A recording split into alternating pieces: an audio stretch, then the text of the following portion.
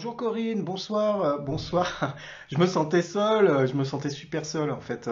Là, on a fait plein d'essais avec Florian et ça fonctionne pas en duo, donc voilà. Bon, on va essayer de communiquer. Voilà.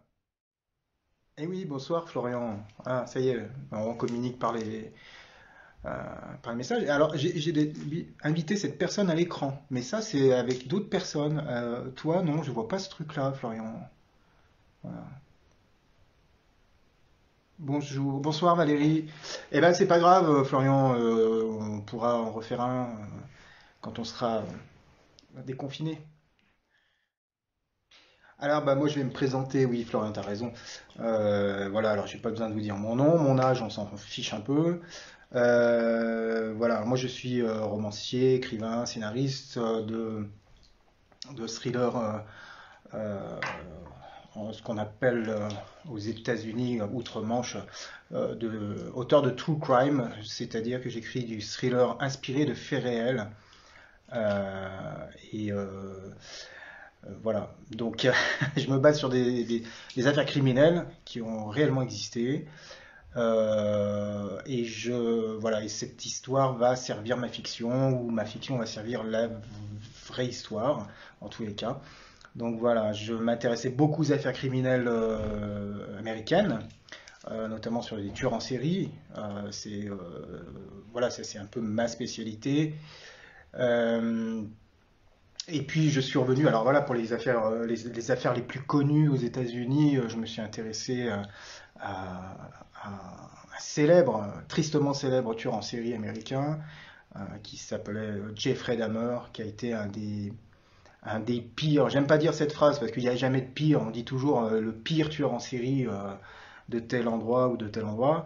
Je crois qu'il n'y a pas de pire en fait, hein. Ils ont tous leur petit palmarès à eux et voilà, c'est tout aussi sordide. Ils sont tous aussi sordides les uns que les autres. Voilà.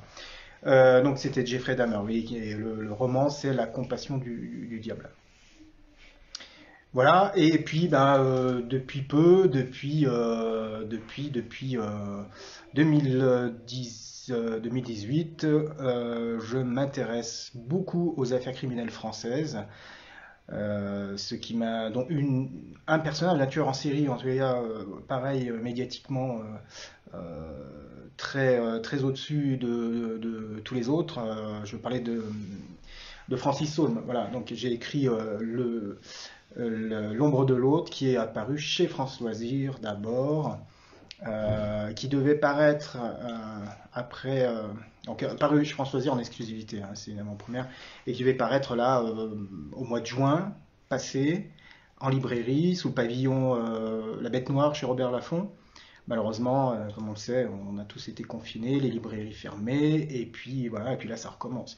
Alors voilà, le second c'est plus, alors c'est axé sur le berger du Cossol, c'est peut-être un peu moins connu, mais c'est en train d'émerger à nouveau là cette affaire. Euh, voilà, avec Nicole Rossi, son ex-compagne, qui a vécu plus de 20 ans à ses côtés et qui a tué ses crimes, en fait, hein, les crimes de son compagnon, pour préserver sa vie et celle de ses proches. Voilà, le titre de son roman, c'est Debout dans la bergerie. Donc voilà, qui est inspiré de cette affaire, voilà, qui fera l'objet et qui va paraître en librairie aussi très prochainement, et encore une fois, selon l'évolution de la crise sanitaire et de l'ouverture de nos librairies, qui paraîtra théoriquement en début, alors je ne donne pas de date, hein, mais ce sera en début d'année 2021, très probablement. Voilà pour la présentation en tout cas de mon travail, hein, parce que voilà, euh, voilà. Donc si vous avez bah, des questions, allez-y, on peut discuter sur mon travail, ma façon de travailler, etc. Voilà.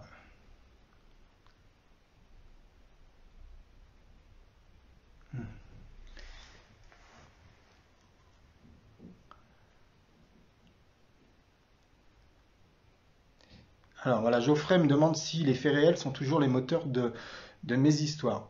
Oui, oui, oui, je démarre tout le temps euh, l'écriture d'un roman par rapport à une affaire qui m'intéresse en tous les cas. Alors, la plupart du temps parce que cette affaire a une particularité. Le criminel, le tueur en série en question a été très médiatisé, donc on a pu avoir on a beaucoup d'informations et je me plonge dedans en général parce que bah, j'ai envie de savoir, hein, j'ai envie de savoir un petit peu ce qui s'est passé. Alors ma façon de travailler, c'est d'enquêter à la manière d'un journaliste. Euh, j'ai pas la carte de presse, mais je me déplace quand même et je vais voir tous ces gens alors que ça peut être des proches des victimes, mais généralement, il s'agit souvent de policiers, toujours en fonction, ou d'ex-policiers, de la police judiciaire.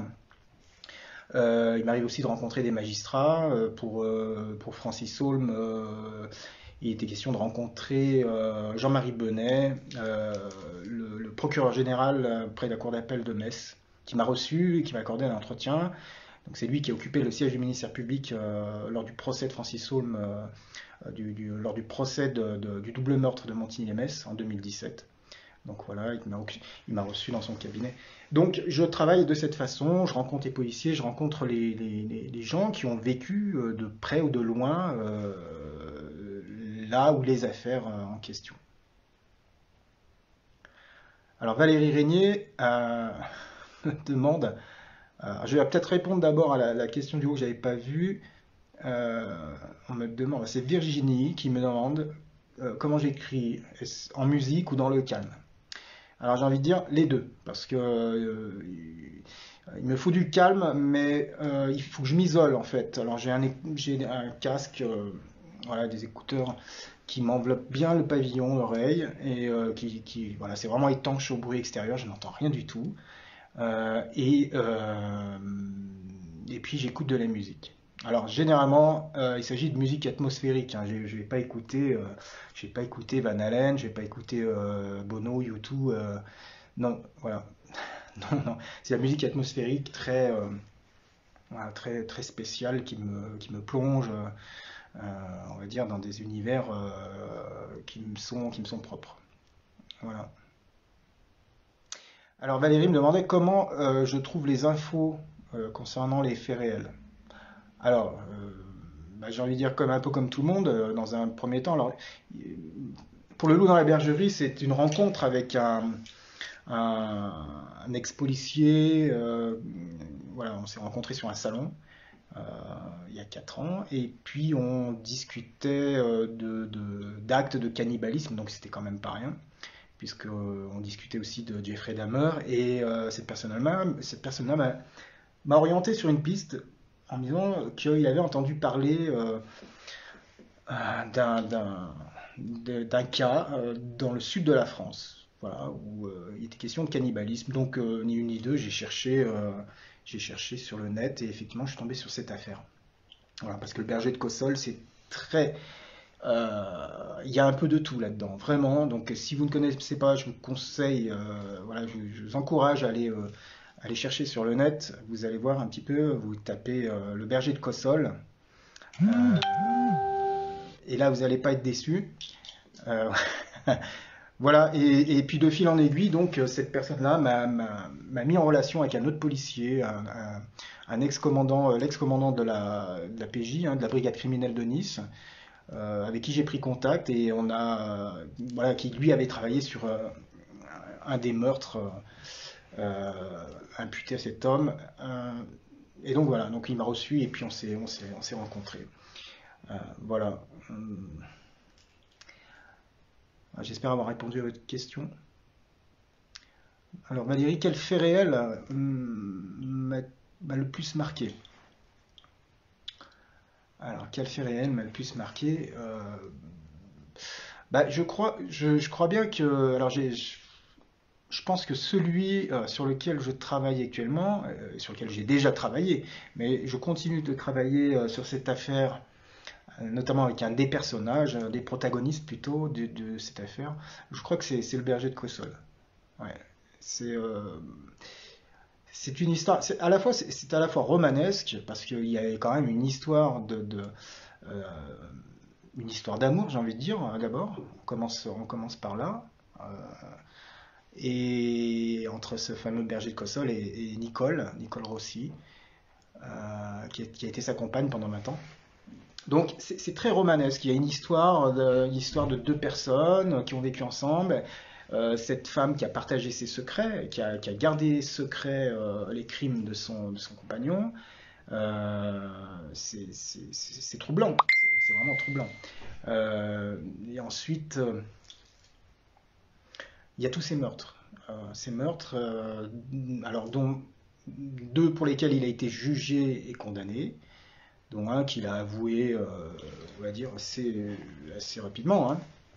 Un second pour lequel il nie être impliqué. Et il devrait passer en appel d'ailleurs. Je ne vais pas rentrer dans le détail. Alors, il devrait passer en appel début d'année 2021. Voilà. Et puis il y en a une dizaine d'autres. Et les autres, ce sont des cold cases parce que chaque fois Nicole, enfin son ex-compagne, faisait des déclarations. Alors il y a des éléments quand même, il y a des éléments qui se recoupent, il y a des témoignages, mais on n'a jamais pu vraiment prouver la culpabilité du berger de Cossol. Voilà, berger de Cossol, qui est ni plus ni moins que Michel Lambin. Voilà. Et tous ces autres meurtres sont, encore une fois, c'est troublant, euh, parce que beaucoup d'éléments se recoupent, mais aucune preuve vraiment probante ne vient confirmer la culpabilité de Michel Lambin. Alors, il y a d'autres affaires, deux autres cold cases qui ont été rouverts et qui sont actuellement en instruction.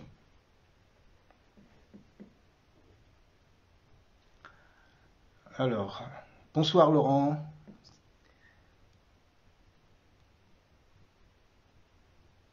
Ah oui, Laurent, alors, il me demande si je m'intéresse depuis toujours aux faits criminels.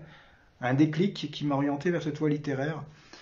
Bah, ah oui, alors, je m'intéresse depuis tout gamin aux, aux- aux affaires criminelles. Je crois que c'est ma maman qui m'a donné goût parce qu'elle lisait beaucoup détectives, ce genre de magazines, ce genre de presse un petit peu, on va dire, c'est un petit peu exagéré sur les faits, presque caricatural. Oui, je crois que voilà, elle m'a donné goût et puis par la suite j'ai avalé pas mal de documentaires, euh, voilà, sur les affaires criminelles, ce qui aujourd'hui est devenu complètement à la mode, que ce soit dans le documentaire ou la fiction. Voilà. Après, au niveau de l'écriture, non, j'ai commencé, mes premiers écrits étaient fantastiques, plus du thriller fantastique avec La Verticale du Fou, mon tout premier roman. Voilà. Le déclic qui m'a orienté vers cette voie littéraire, je pourrais dire que c'est peut-être l'écriture de La Compassion du Diable. L'écriture de La Compassion du Diable parce que l'histoire de La Compassion du Diable, en fait, elle me tenaillait depuis une quinzaine d'années. Voilà, une quinzaine d'années, voire plus. Parce que moi, tout jeune, j'ai entendu parler de l'affaire Dahmer aux États-Unis, son arrestation, et c'est rigolo parce que c'est indissociable pour le coup, le cannibalisme là, c'est parfait, c'est indissociable du Silence des agneaux. Parce que l'année, je crois que c'est l'année suivant la sortie au cinéma du Silence des agneaux que Jeffrey Dahmer a été arrêté. Et là, je découvrais qu'en fait, le cannibalisme, ce n'était pas que de la fiction. Ce n'était pas que dans le Silence des agneaux. Et voilà, il n'y avait pas qu'Hannibal Lecter qui dévorait ses victimes. Voilà, donc j'ai suivi tout pendant une quinzaine d'années toute la presse, enfin tout ce que pouvait dire la presse sur Jeffrey Dahmer, sur cette affaire, sur cette histoire. Et, euh, et voilà, et puis quand j'ai commencé à écrire très sérieusement, j'avais envie d'écrire une histoire voilà, qui aurait parlé de Jeffrey Dahmer, de sa vie et de ses crimes.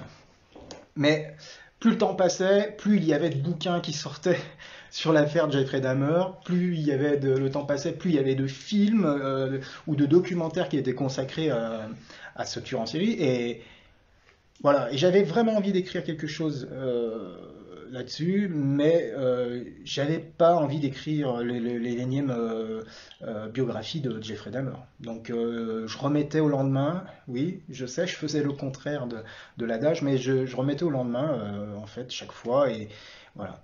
Et un jour, j'entends parler de l'affaire Anthony Sowell. Euh, je crois qu'il était si mes souvenirs sont bons, dans l'Ohio.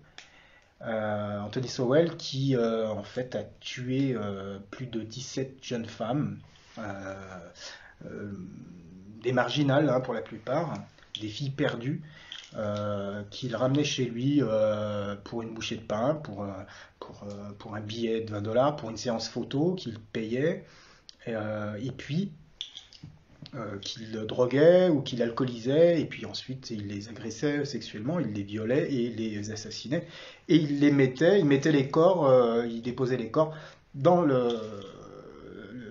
sous la maison, dans le vide sanitaire de la maison. Voilà. Donc c'est. Alors Jeffrey Dahmer l'a fait une fois quand il était chez sa grand-mère. Je crois que c'était son premier meurtre d'ailleurs, il me semble. Voilà. Et Anthony Sowell donc a été arrêté chez lui puisque les voisins à un moment se sont plaints de l'odeur infecte. Euh, ils sont retournés plusieurs fois hein, chez Anthony Sowell. Voilà.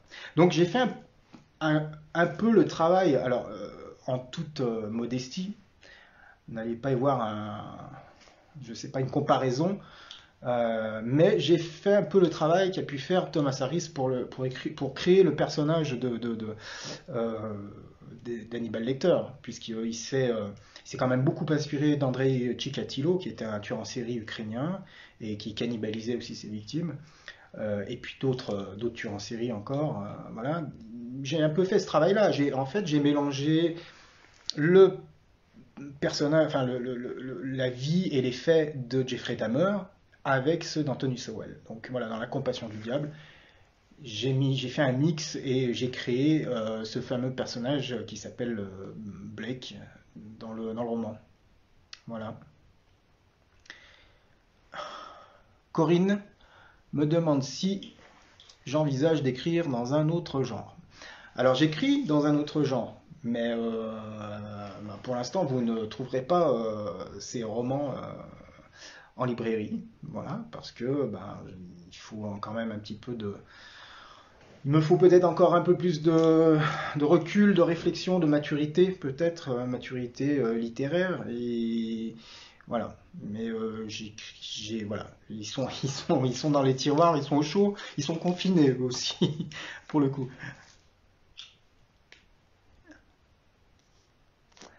Alors, le bonhomme vert vient de s'afficher.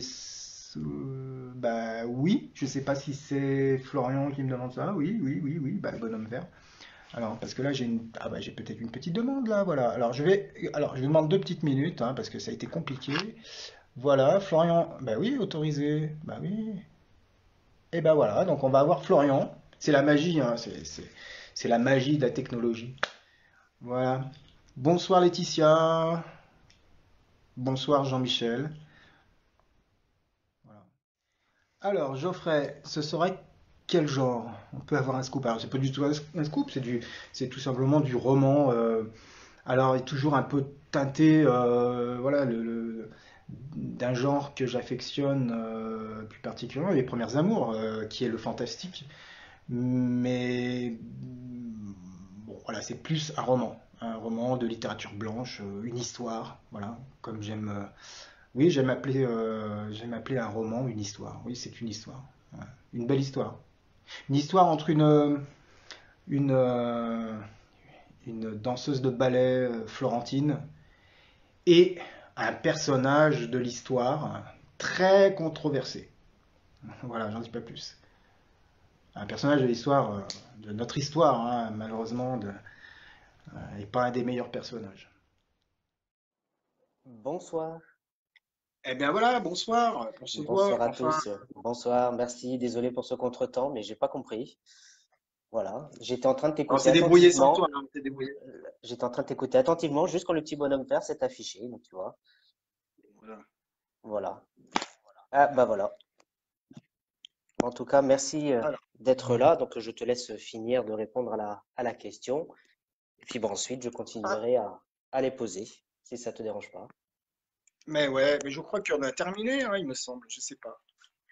Alors, tu étais à la question de Tagadagadak, de Geoffrey, qui demandait si il pouvait avoir un scoop. Donc, tu lui as répondu.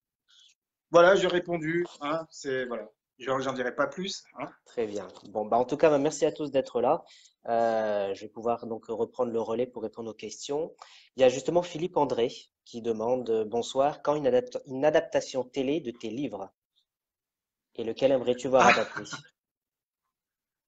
ah, alors, les adaptations, c'est quand même très compliqué, hein, je vous apprends rien, je pense. C'est très compliqué parce que bah, ça demande beaucoup de moyens financiers. Et puis alors, en ce moment, c'est en plus 10 fois plus compliqué. Mais voilà, c'est pas nous qui décidons de toute façon. C'est une prod qui s'intéresse ou pas au sujet, au projet. Voilà. En tous les cas, me concernant, euh, il y a des projets en cours. Mais voilà, je vais pas vous mettre l'eau à la bouche et puis vous mettre la petite carotte et puis après dire bon, et bon. Non, il y a des projets en cours. Voilà, c'est tout ce que je peux dire. Je peux pas en dire plus. Par contre, oui, alors si moi il y avait un roman dans ma bibliographie que j'aimerais voir être adapté à l'écran, ça serait La Compassion du diable. Voilà. D'accord. Pour quelle raison? Malheureusement, c'est compliqué parce que c'est étranger, c'est aux États-Unis. Moi, je joue sur le terrain des Américains qui ont certainement pas besoin d'un romancier ou d'un scénariste français pour écrire ce genre d'histoire. C'est assez compliqué pour les productions. Enfin, voilà, c'est trop vaste. Peut-être une forêt obscure qui pourrait être plus facilement adaptable puisqu'il pourrait y avoir une coproduction euh, franco-canadienne, puisque une partie du roman se déroule à Montréal. Donc, voilà, il pourrait éventuellement. Voilà. C'est pour ça qu'aujourd'hui aussi, je me consacre, alors d'une part parce que je me consacre aux affaires criminelles françaises, d'une part parce que c'est très intéressant, parce qu'on n'est pas en reste et on n'a rien à envier aux États-Unis. Euh, je voyais encore, j'ai revu avec grand plaisir il y a quelques jours l'adaptation du roman de Jean-François Abgral, qui est l'ex-gendarme qui a procédé à l'arrestation de Francis Saulme, en fait. Hein, c'est le gendarme qui a découvert en fait, qui était Francis Saulme après avoir enquêté sur le premier meurtre de l'aide-soignante près de Brest. Et dans ce téléfilm, alors, ce qui était intéressant, donc magistralement interprété d'ailleurs par Bernard Giraudot, et, euh, et dans le rôle de Francis Saulme, Thierry Frémont.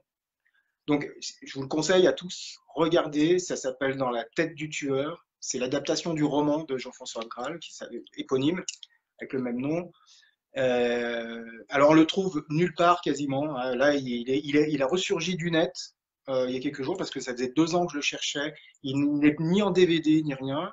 Par contre, là, il y a une version YouTube, voilà, qui est D'accord. avec une image alors, effroyable, hein, qui est vraiment très pixelisée, mais ça reste intéressant. L'image est regardable quand même, voilà. Et alors, bon, moi, j'extrapole tout le temps, mais pour me recentrer, je parlais de ce téléfilm parce que à un moment, les gendarmes, dans la cellule de recherche qui a été montée par la gendarmerie pour rechercher Francis Saulme, ont dit à Jean-François Graal, mais voilà, Monsieur Abgral, les tueurs en série n'existent pas. Mhm. Voilà.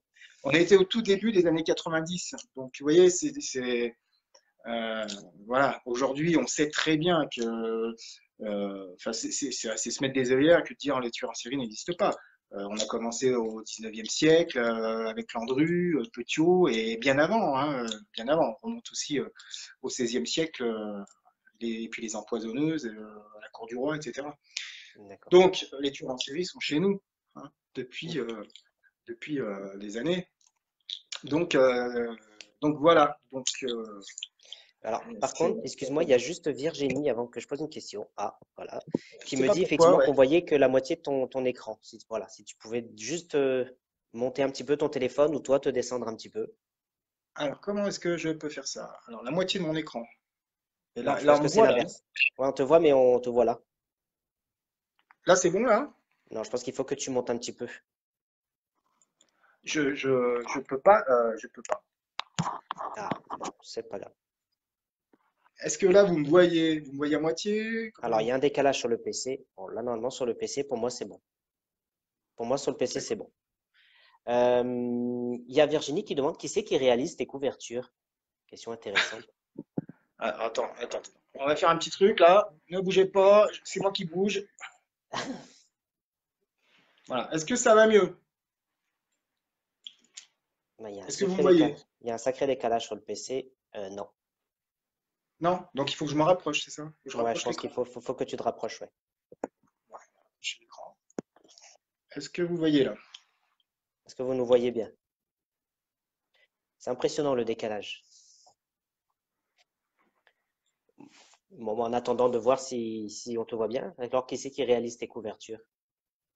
Alors ça, ce sont les équipes de graphistes hein, de chez Robert Laffont qui s'occupent chez Robert Laffont ou chez France Loisirs quand le roman est en avant-première chez France Loisirs. Ouais, parce Voilà. que je ne sais pas si tu l'as présenté, mais je sais pas si tu l'as, mais moi je l'ai ici. Voilà, pour ceux qui ne l'ont pas vu. Donc c'est bien celui-ci, hein, celui que tu parlais tout à l'heure, qui Voilà, est en voilà. exclusivité chez France Loisirs, qu'on ne trouvera pas pour l'instant en librairie.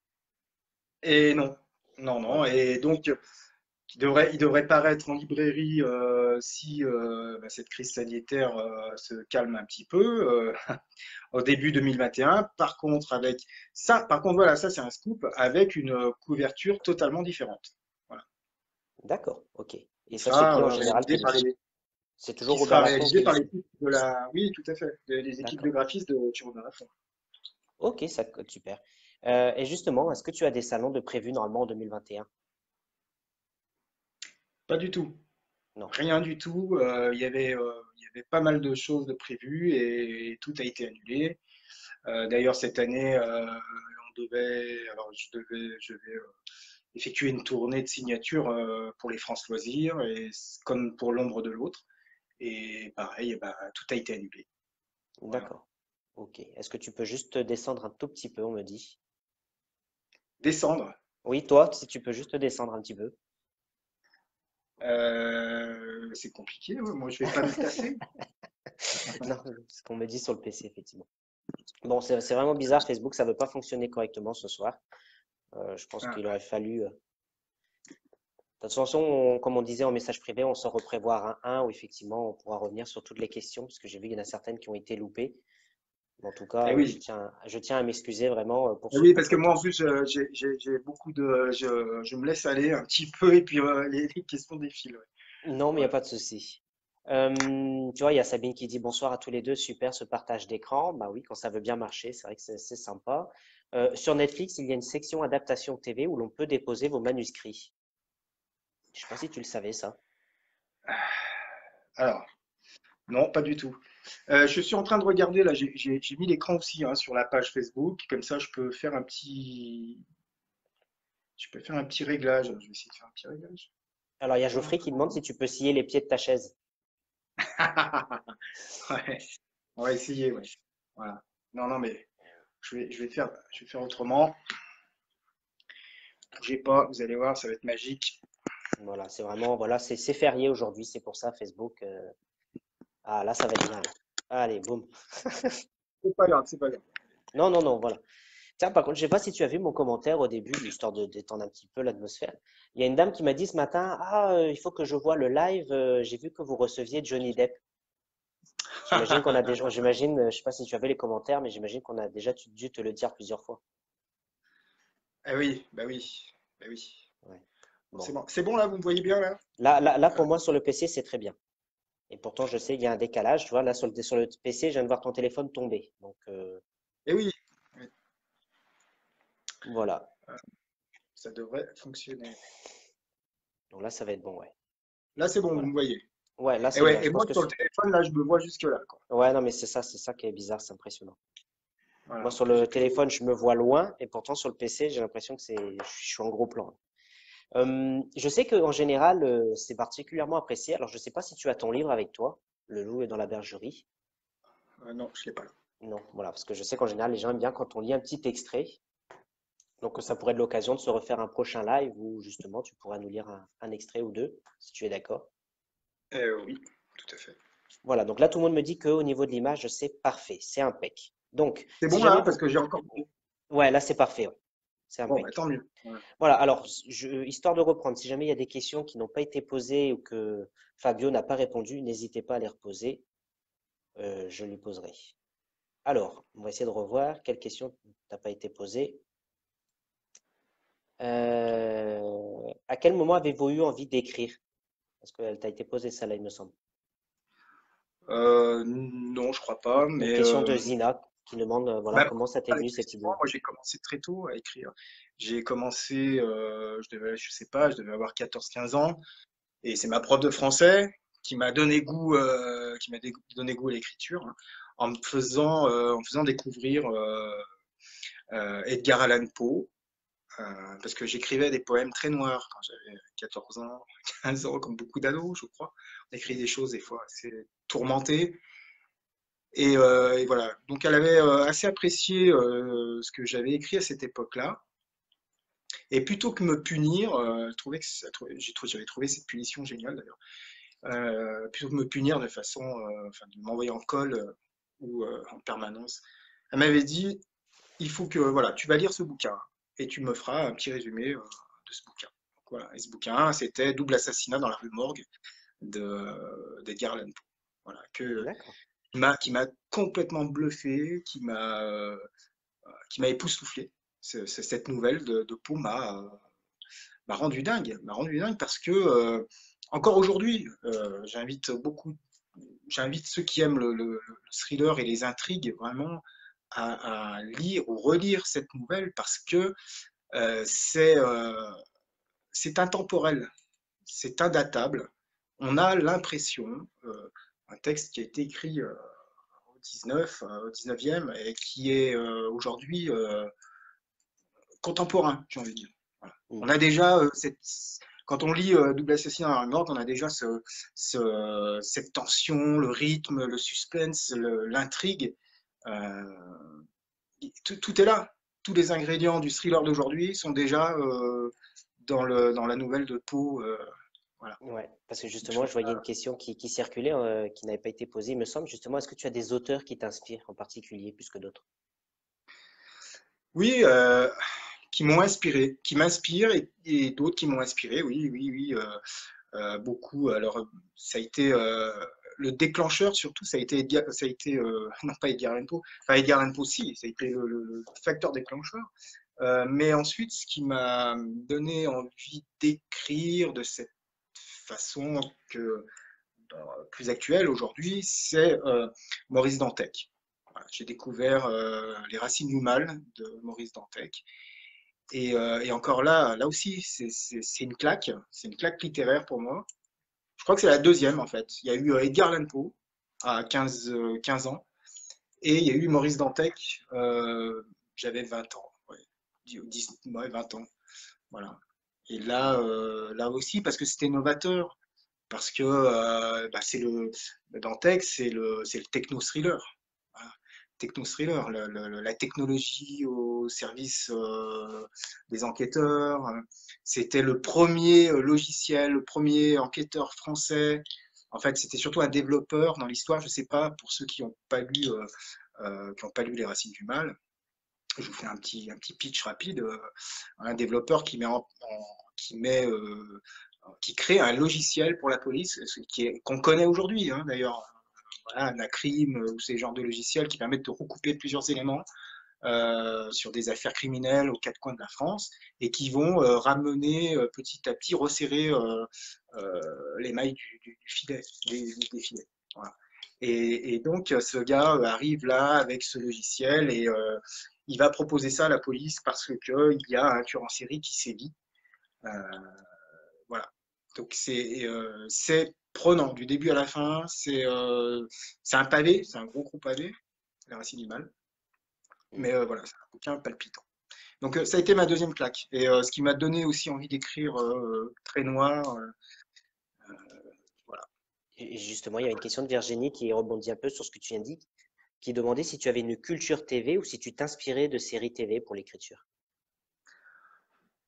Bah, je m'inspire pas de séries télé.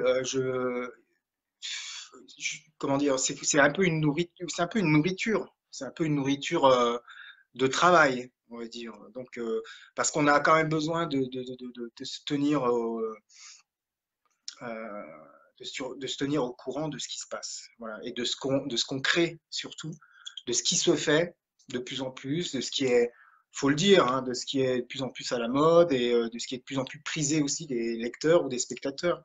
Donc, mais s'inspirer, bon, non, je crois pas. Bah, s'inspirer, non. Mais par contre, s'en servir pour le travail, comme d'un levier, ça peut être intéressant. Ça peut être intéressant. Ça peut être déclencheur. En tous les cas, pour moi, des fois, c'est déclencheur.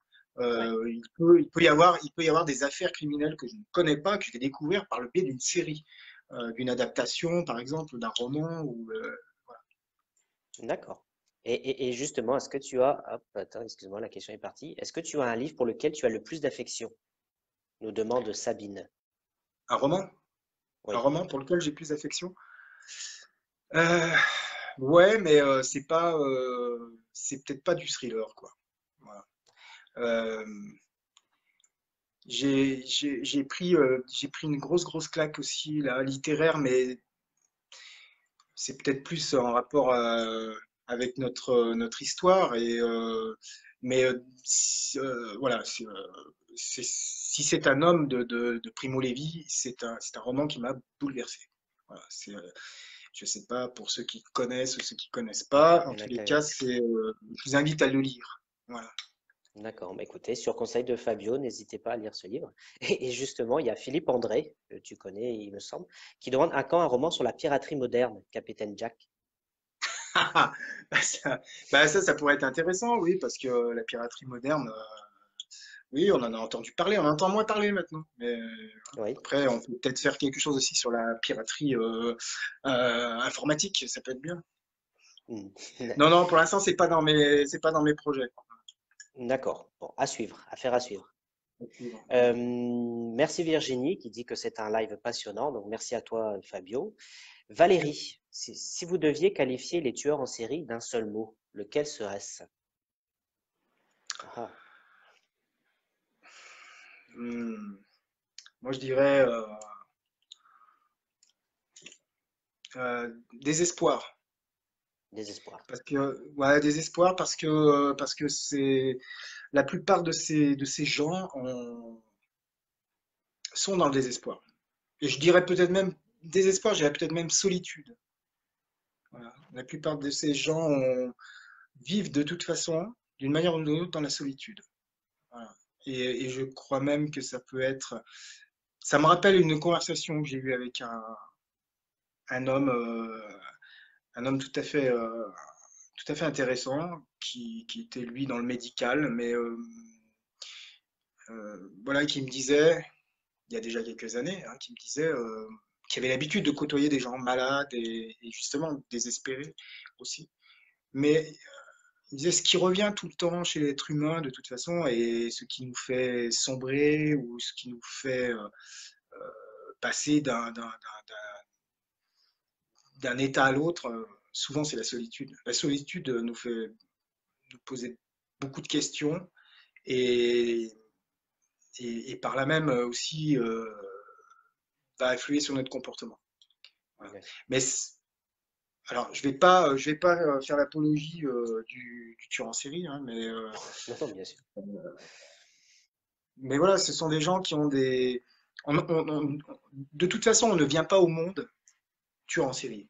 Alors ça, on va couper court avec cette théorie, cette pseudo-théorie des partisans de on vient au monde tueur en série ou on le devient. Hmm. Je pense que je vais pas m'avancer, je vais pas prendre de risque en disant que on le devient. On ne vient pas au monde tueur en série. Il n'existe pas le gène du tueur en série. Ouais, Ça j'imagine bien. n'existe pas. Voilà, c'est une légende. C'est une légende. Voilà, il existe énormément de facteurs qui vont peu à peu plonger cet individu dans le chaos de lui-même, j'ai envie de dire. D'accord. Donc, merci pour cette réponse. Zina qui pose une question intéressante, qui demande si tu connais dès le départ la fin de tes histoires. Oui, Ouais. Donc, j'imagine que oui, tu oui, as je une les connais. trame. Oui, parce que je sais que j'ai des collègues romanciers qui ne travaillent pas avec un plan, ils n'aiment pas ça. Moi, je travaille avec un plan, je fais un plan. Alors, ma façon de travailler, elle se décompose, elle se fragmente en fait en quatre trimestres. Vous voyez, moi, c'est très, c'est très carré. J'essaye de tenir les délais parce que voilà, j'essaye de tenir les délais, c'est ça surtout. Et je veux que tout soit cadré, quoi. Voilà. Donc les 3 premiers mois, moi, c'est la première phase de travail, c'est la documentation, évidemment. La documentation, la recherche, les déplacements. Quand je pars rencontrer, je vais rencontrer je sais pas, les psychanalystes, les policiers, les magistrats, etc. Et puis après, je passe à la seconde phase qui est l'écriture du séquencier. En fait, voilà, pour ceux qui ne connaissent pas, le séquencier, c'est un peu comme si j'écrivais le roman, mais de façon très synthétique. C'est comme un scénario, mais vraiment encore même la synthèse d'un scénario. Voilà, donc D'accord. j'écris chaque chapitre avec uniquement des notes, des détails, des faits marquants. Les faits marquants de chaque chapitre, par exemple les personnages qui vont se trouver dans ce chapitre-là, la situation géographique, les lieux, les temps forts, le rythme du chapitre. Et je passe au suivant, et ainsi de suite. Donc forcément, voilà, pour répondre à la question de Valérie, je crois, Zina. Dina, pardon, c'est oui, bah oui, je connais la fin, voilà. Donc Et le justement, séquencier était. est-ce que justement à cette période-là, après chaque chapitre, tu fais appel à des bêta-lecteurs ou est-ce que tu écris tout et ensuite bah, tu envoies ça en correction directement? J'ai pas compris. Tu m'as demandé, j'ai pas Est-ce compris. qu'une fois que tu as fini d'écrire un chapitre, ou est-ce que tu fais appel à des bêta-lecteurs justement pour corriger au Ah fur et à non, mesure? Non, d'accord. non, j'ai fait ça à une époque, oui. Mais là non, vraiment, je travaille d'abord vraiment du début à la fin. J'écris le séquencier. Après le séquencier, je passe à l'écriture. Donc là, après, c'est vraiment voilà l'écriture telle qu'on la connaît, l'écriture du roman. Je suis un peu mon plan, mais le plan n'est jamais figé. Le plan peut bouger, il y a des Ouais, personnages qui peuvent dégager, d'autres qui peuvent arriver, des situations des déplacements de chapitres, ça c'est encore un autre travail, mais là on est dans la phase de l'écriture. Après, la dernière phase, la dernière phase de travail, c'est justement le travail avec mes éditeurs, et qui concerne les lectures, les relectures, les corrections. Voilà. Là c'est encore un long, long travail, mais qui est j'imagine. très intéressant. D'accord. Qui peut durer pareil, entre 2, 3 mois, voire 4 mois des fois, c'est très long, selon le sujet, selon le roman. Ouais, parce que j'ai Voilà. vu la question passer justement combien de temps en moyenne il te fallait pour écrire un roman. Ah non, Un an. j'aime tenir ce délai. Ouais, J'aime tenir d'accord. ce délai. C'est pas Et mal, hein. puis là, c'est un peu moins la course parce que bah, je me tiens à un roman par an, je crois que c'est bien. Ça permet de travailler les détails. D'accord. Alors, il y a une question très intéressante de Laurent Fabre. Alors, je ne sais pas si tu connais Laurent Fabre, Oui, oui, oui, je connais Laurent. qui est vraiment un très grand chroniqueur et directeur de la maison Évidence Édition, qui dit: penses-tu que les serial killers sont encore une thématique aujourd'hui en littérature? Et jusqu'où peut-on aller dans la violence à travers les mots? As-tu des limites ou t'en fixes-tu dans ton écriture? Hmm. Intéressant. Ouais. Oui, alors bah, les lectures en série, moi je pense qu'il y a, il y a toujours une place en littérature avec ce thème, ce sujet. Euh, tout, dé- tout dépend de l'angle qu'on va utiliser aussi, je pense. Euh, Mm. En ce qui me concerne, j'ai choisi cet angle-là qui est donc de créer une fiction avec le fait réel. Quand j'ai commencé avec La Compassion du Diable, ben, je me suis dit pourquoi pas continuer parce que c'est intéressant en fait parce qu'il faut aussi faire rêver le lecteur un petit peu. Alors, on ne va pas écrire que quand on est dans ce style, dans ce genre, on ne va pas uniquement se référer aux faits réels. On est d'accord. Sinon, on est vraiment dans Mm. le Ouais. documentaire. Voilà. Donc, il faut qu'il y ait cette partie de fiction, etc. Donc là, voilà. Après, l'utilisation des mots, la violence des mots, encore une fois, c'est encore une question d'angle, je pense. Euh, Mm. je pense que, en tous les cas, les mots, en tous les cas, la violence elle-même, on peut en parler. On peut en parler, on peut la décrire, mais avec, je pense, avec un certain angle d'attaque. Je Mm. pense que justement, on a la langue française, on a tout cet aspect littéraire qui va nous permettre, la langue française va nous permettre d'écrire les mots qui Mm. vont pouvoir correspondre à la violence, qui Ouais. vont décrire la violence. Et c'est vrai qu'elle est riche là-dessus. Ouais. Ouais. Et justement, ça rebondit en même temps sur la question d'après. Est-ce que tu te sentirais capable d'écrire autre chose que du thriller? Oui, c'est ce que je disais. J'ai répondu à une question tout à l'heure. J'ai écrit des romans, deux romans qui sont confinés. Ils sont confinés dans les tiroirs Mm. parce que voilà, c'est comme ça. Avec les éditeurs, on en parle et moi, je m'en remets souvent beaucoup entre les mains de mon éditrice, qui est une dame formidable, qui m'a appris énormément de choses depuis que je travaille chez, avec Robert Laffont, hein, chez La Bête Noire. Elle m'a fait progresser sur beaucoup de plans sur l'écriture. Euh, et voilà, je crois qu'il y a une façon d'amener les choses, oui, tout à fait. Il y a une façon de. Mm. Alors, on peut. Je pars du principe où l'écrivain doit savoir écrire.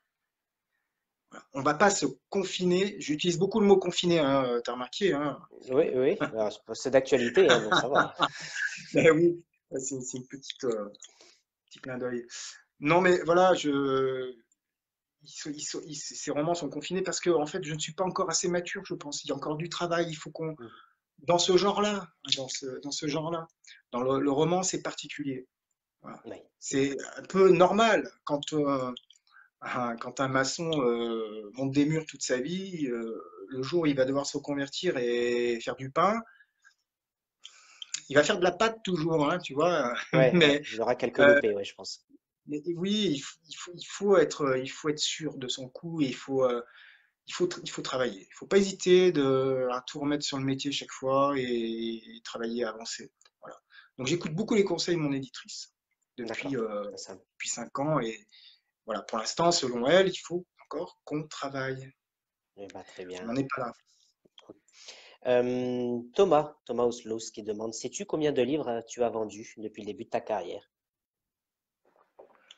Je sais pas. Honnêtement, j'en sais rien, mais pas suffisamment, je pense. Pas suffisamment, je pense. J'ai pas encore une grosse propriété à- à- en Floride ou en Californie ou dans le sud de la France, près de la Villa Lorada, tu vois. Non, Hmm. pas encore. Bon, Non, non, là, non, non. Je sais pas du tout. Je sais pas du bon. tout. Une nouvelle question intéressante de Sabine qui demande, est-ce que tous ces gens que tu rencontres pour te documenter sont accessibles et le font volontiers? Et comment tu les trouves? Ah oui, bah alors, bah déjà, on a, comme beaucoup d'écrivains de polar, on a notre réseau de copains policiers. Hein, Ça, c'est une évidence. On se rencontre, on se voit tous sur les salons. Voilà. Donc, et puis après, c'est un peu comme la toile d'araignée, hein, c'est un peu tel policier va nous mettre sur une piste, va nous présenter quelqu'un, va nous donner un contact. Donc, ça se fait finalement assez facilement, j'ai envie de dire. C'est un peu de fil en aiguille comme ça. Alors après, il y a aussi un travail un peu de journaliste, hein. Il faut contacter, faut y aller, hein. Si on veut vraiment euh, avoir ce que l'on veut, bah, il faut y aller, quoi. Faut se bouger. Bah, pour donner un exemple, Jean-Marie Bonnet, par exemple, procureur général, bon, bah, j'ai pris mon téléphone et puis voilà, j'ai appelé la cour d'appel. Ça a été un parcours du combattant, par contre, parce que J'imagine, oui. Je pense que c'est pour ça que la question a été posée, parce que je pense qu'ils doivent connaître. ça a été, oui, assez compliqué, mais voilà, j'ai eu la chance quand même de tomber sur un magistrat qui a l'habitude des médias et, voilà, et qui adore parler de son métier. Et ça, c'était cette interview là, quand je la réécoute parfois, parce que je crois qu'il y a 1 heure et demie, ouais, 1 heure 30 d'enregistrement, Ah oui. c'est magnifique parce que je découvre, et moi je découvrais à ce moment-là le métier de magistrat, quoi, de procureur général.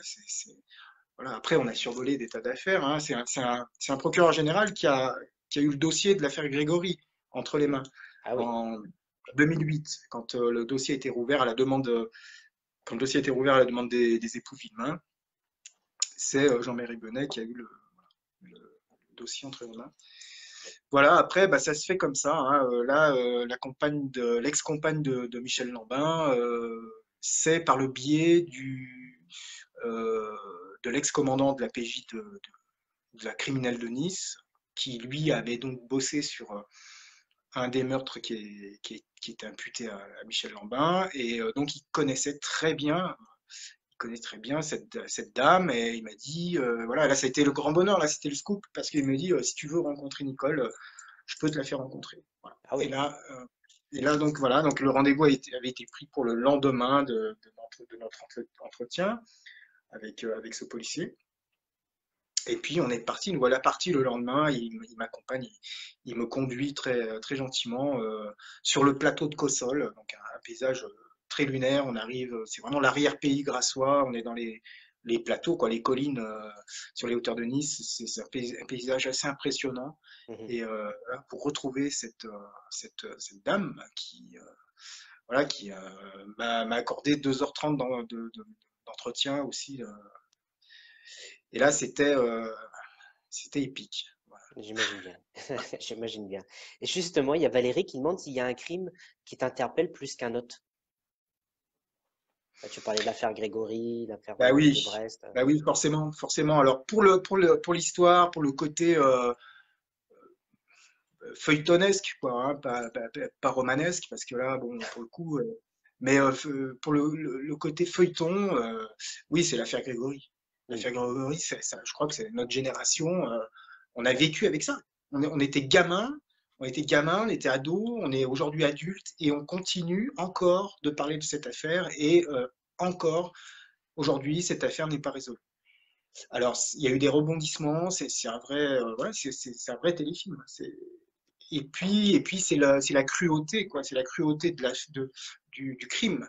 La Oui. cruauté du crime, de cet enfant voilà, qui est retrouvé de cette façon, c'est terrifiant, c'est terrible. La famille qui est impliquée, voilà.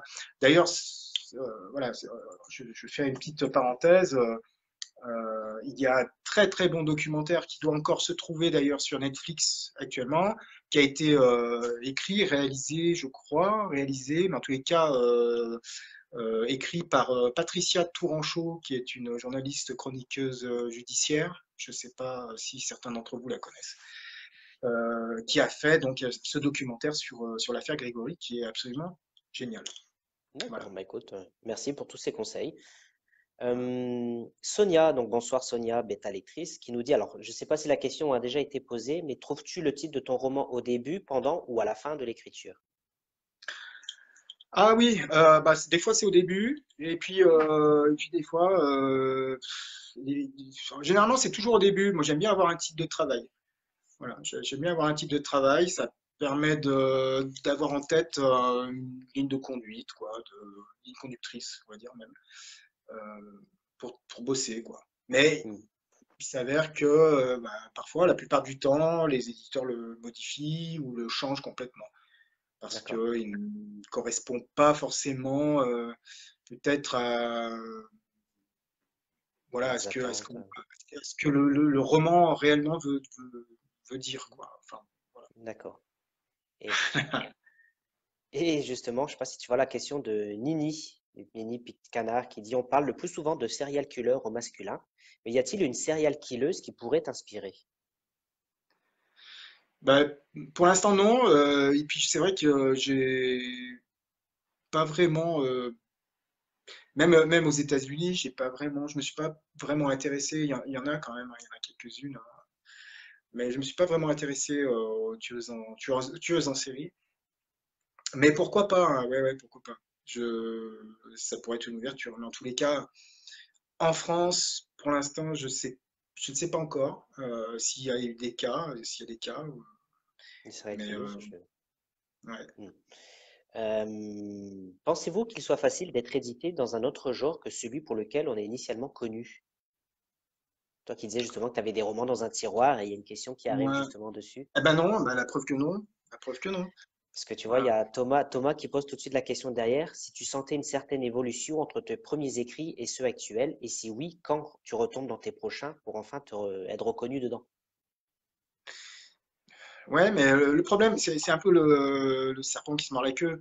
Parce que on écrit dans un genre, et puis alors forcément, on grimpe des échelons parce qu'on on commence à prendre une certaine mécanique de travail, une certaine façon de travailler. J'ai envie de dire qu'après, on a un peu une recette et on travaille avec cette recette, on fait sa cuisine avec cette recette. Donc, on se bonifie, on se perfectionne de roman en roman. Et le genre sur lequel voilà, peut-être un genre différent sur lequel on aimerait travailler, eh bien, on travaille pas dessus. Donc, finalement, ça reste dans les tiroirs et on s'exerce pas dessus. Donc, c'est- voilà, on peut pas se dire quand est-ce qu'on va publier un roman tel ou tel. C'est pas, voilà. Et justement, est-ce que tu te donnes des limites dans l'écriture, dans le sens de l'autocensure? Alors, je vais juste prendre 10 secondes parce que je vais aller Vas-y, je t'en prie. chercher un câble pour brancher le téléphone parce que je crois que ce serait dommage de ne plus avoir de batterie. D'accord, pas de À souci, tout de vas-y, je t'en suite. prie. Le temps de relire les questions. Hop, donc je profite pour ceux qui sont là, je vous remontre donc la couverture du livre de Fabio, donc Le loup dans la bergerie, qui est en exclusivité chez France Loisirs. Voilà, donc là je sais pas sur le PC si on le voit bien. Voilà. Donc Fanny, Sonia et Philippe, j'ai vu vos questions, donc je les poserai. Bon, alors, parce que maintenant le tout c'est de le faire tenir parce qu'il est branché dessous. Ça va pas être évident. Mais bon, Ah, on va le tenir comme ça. Est-ce que ça vous va là? Est-ce que vous le voyez? euh, je te dirai ça quand je te verrai sur le PC. Là, normalement, comme ça devrait être bon, hein. C'est comme ça que je te voyais juste avant. Bon, bah voilà, donc c'est très bien. Voilà, Voilà, on peut super. continuer. Allez, il reste que deux, trois, quatre questions. Alors, vos personnages arrivent-ils à vous surprendre? Nous demande Fanny. Alors, mais lesquels? Les réels ou les personnages fictifs? Bon, les deux, on va dire. Fanny, si tu veux apporter une précision à la question, mais si tu veux répondre les deux. Sinon, en attendant, il y a une question de Sonia qui demande si tu as une idée de tes prochains romans ou une affaire en particulier.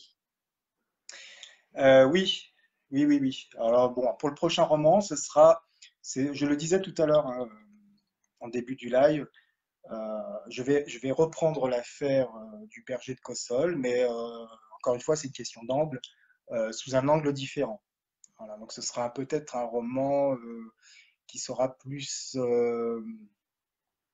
orienté documentaire, justement. Ce sera peut-être plus un roman un peu un roman. Alors, il n'y aura pas du tout de fiction, puisque ce sera ma rencontre avec.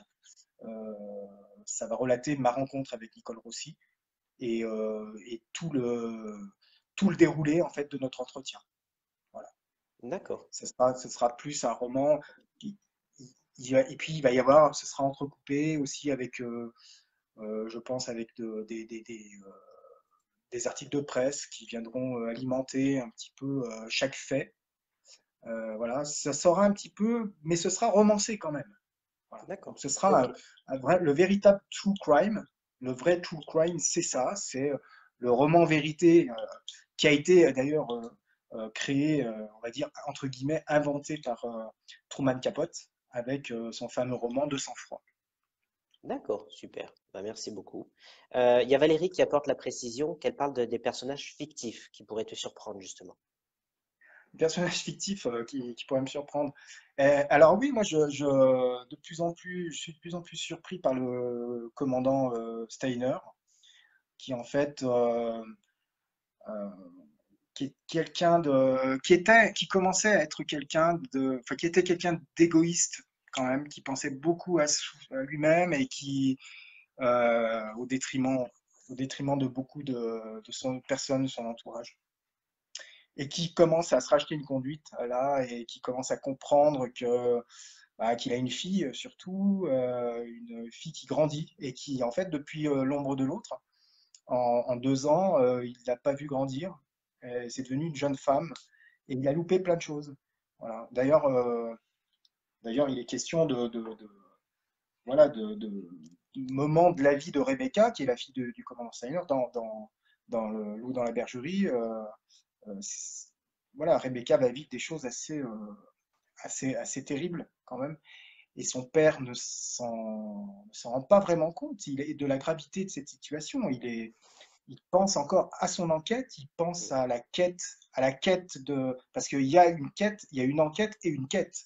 Hein. Il y a l'enquête et la quête, c'est aussi celle de pouvoir enfin retrouver son père.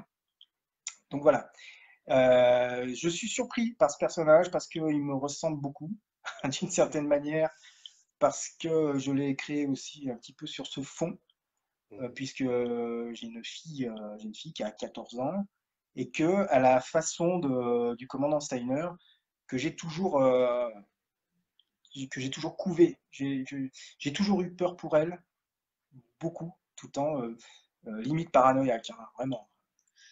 Et je crois que c'est normal parce que j'ai discuté avec des gens aussi de la magistrature, des avocats et des policiers surtout, et qui me disaient ressentir aussi ces choses-là, parce que quand on travaille tous les jours dans la recherche ou que ce soit la documentation en ce qui me concerne, mais là, moi, je suis au cœur des faits divers et je découvre des choses, mais horribles, et on s'aperçoit qu'en fait, ça se passe à côté de chez nous. Donc, quand on a des enfants, voilà, on est quand même toujours très inquiet.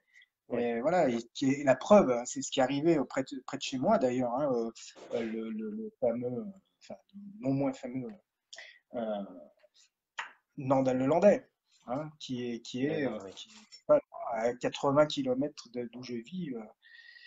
Voilà, donc le commandant Steiner a souvent couvé sa fille comme ça, il l'a empêché un petit peu de vivre, il l'a un peu étouffé. Et puis là, voilà, on se rend compte que en fait, voilà, et puis pour le prochain que j'ai en tête aussi, voilà, on se rend compte qu'il y a une fille. Donc oui, je suis surpris par ce personnage parce que je pensais pas qu'il allait en arriver là, depuis l'ombre de l'autre jusque le loup dans la bergerie. Il y a une évolution en fait voilà, qui me surprend un peu. Oui, parce que c'est ce que tu dis, hein, son talon d'Achille, c'est sa propre famille. Tout à fait. Ouais. Alors, il y a deux questions que je vais te poser. Il y a une première question qui dit, utiliser un pseudo pour publier dans un genre différent, te paraît-il une solution? Et derrière, il y a Laurent Fabre, je dis ça, je dis rien, qui dit, deux romans confinés, je connais un éditeur, je dis ça, je dis rien. Ben oui, mais un pseudo, alors non, non, je le ferai le jour où je commence. Peut-être que j'attaquerai quand je me sentirai désespéré, tu vois, encore une fois, le désespoir. Hmm. Euh, si j'écris de la littérature érotique, voilà, peut-être. Ah, bon. Je prendrais un pseudo. J'ai un ami qui l'a fait. Voilà. D'accord. Comme Donc, un si on voit collègue, Fabio collègue écrire sous. romancier, voilà, je ne dirai pas son nom.